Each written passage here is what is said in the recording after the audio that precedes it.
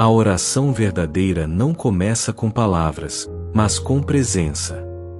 Já parou hoje para apenas estar com Deus? Saiba que orar é escutar, não apenas falar. A presença de Deus é mais poderosa que qualquer pedido. O silêncio diante do Senhor é oração viva. Senhor Jesus, sei que quem começa o dia em oração, já começa vencendo. Então, neste momento, me coloco em Tua presença. Senhor, dirige meus passos, ilumina meu caminho, e fortalece meu coração. Que eu viva este dia em comunhão contigo. Senhor, eu te peço, ilumina meu dia com a luz do Teu Santo Espírito, para estar sempre na Tua presença. Amém. Iluminai, Pai.